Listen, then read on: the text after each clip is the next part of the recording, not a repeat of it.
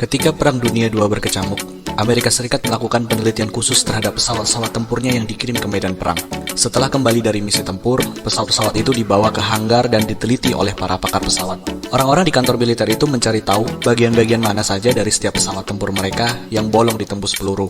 Harapannya, mereka bisa menemukan bagian mana yang perlu diperkuat. Nantinya, bagian yang paling sering tembus peluru bisa ditambah lagi lapisan pelindung bajanya, sehingga pesawat-pesawat itu akan lebih tahan banting pada misi berikutnya.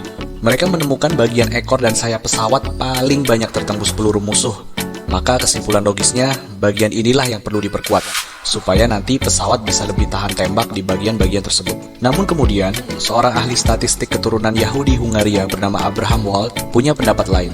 Dia mengingatkan bahwa militer Amerika melupakan satu perkara penting. Bagian-bagian yang bolong itu justru menunjukkan bagian terkuatnya, karena pesawat-pesawat itu nyatanya toh bisa pulang. Sementara pesawat-pesawat yang tertembak di bagian lain, yaitu bagian mesin baling-balingnya, justru tidak pulang. Artinya, seharusnya peneliti berpikir tentang pesawat-pesawat yang tidak kembali, bukan pesawat-pesawat yang berhasil pulang ke pangkalan. Sehingga mereka akhirnya berkesimpulan, justru bagian ekor dan sayap pesawat tidak perlu diperkuat. Yang perlu diperkuat adalah bagian mesin baling-balingnya. Kesimpulan ini tidak akan muncul kalau para peneliti hanya memeriksa pesawat-pesawat yang selamat saja. Kesimpulan ini hanya muncul setelah mereka memperhatikan yang tidak selamat. Kesalahan yang awalnya dilakukan oleh para peneliti militer Amerika ini disebut dengan survivorship bias atau bias penyintas, yaitu kecenderungan tergesa-gesa mengambil kesimpulan setelah melihat contoh-contoh yang berhasil saja tanpa memperhatikan contoh-contoh yang gagal. Padahal jawaban dari suatu perkara baru bisa didapatkan dengan benar kalau kita melihatnya dengan utuh dari yang sukses maupun yang tidak. Analogi yang sama ini bisa kita terapkan dalam perkara-perkara lain dalam hidup kita. Dalam berbagai aspek kehidupan, kita sering terlalu sibuk memperhatikan mereka yang sukses tanpa sedikit pun bertanya, apa yang sebenarnya terjadi pada mereka yang gagal? Seolah-olah cara untuk sukses hanyalah dari belajar dari kisah-kisah sukses saja. Anda pasti sering membaca artikel-artikel seperti ini kan?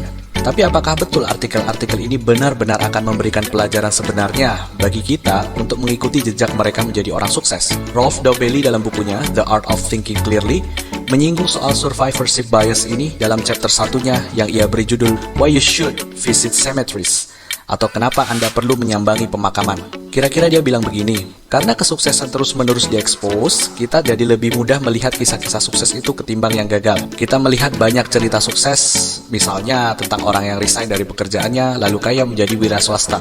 Lalu kita jadi merasa itu mudah dilakukan. Kita melihat banyak anak-anak muda jadi kaya raya sebagai YouTuber, lalu kita merasa kita pun bisa dengan mudah mengikuti jejaknya. Padahal yang berhasil dari mereka sangat-sangat sedikit apabila dibandingkan dengan yang gagal. Kita melihat beberapa orang yang kaya mendadak karena bertransaksi uang kripto, tanpa melihat betapa sudah tak terhitung orang-orang yang bangkrut gara-gara perjudian itu. Kita terlalu banyak memandangi bintang-bintang bersinar di langit tanpa pernah sadar. Jauh lebih banyak benda angkasa yang meredup, hancur dan hilang tanpa pernah diketahui sejarahnya. Kita jadi merasa yang sukses jauh lebih banyak ketimbang yang gagal. Akibatnya kita jadi terlalu percaya diri dan merasa kesuksesan itu lazim, umum dan mudah-mudah saja diraih. Dan biasanya orang yang overconfidence begini tidak betul-betul belajar dan mempersiapkan diri, sehingga akhirnya gagal dan lebih cepat putus asa. Meminjam istilahnya Rolf Dobelli tadi, selain memandangi bintang-bintang di langit sana, Anda perlu datang ke pemakaman kegagalan untuk melihat bagaimana dan kenapa banyak ide bisa mati, proyek-proyek mangkrak, perusahaan bangkrut, investasi rugi, dan orang-orang yang kalah bersaing lalu tersingkir. Kegiatan menyambangi pemakaman kegagalan ini memang bukan kegiatan yang menyenangkan. Sebagaimana pemakaman dalam arti sebenarnya, tidak ada orang yang senang pergi ke sana. Tapi ini perlu Anda lakukan supaya kita bisa mendapatkan pelajaran yang berharga itu. Mempelajari kegagalan ini memang lebih sulit karena biasanya cerita mereka cenderung hilang dari sorotan. Seolah-olah mereka tidak ada, padahal faktanya justru merekalah mayoritasnya.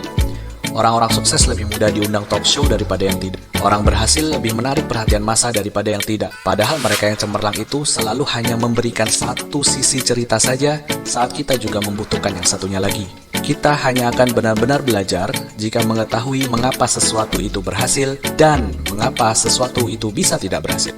Maka, mulailah juga belajar dari orang-orang gagal.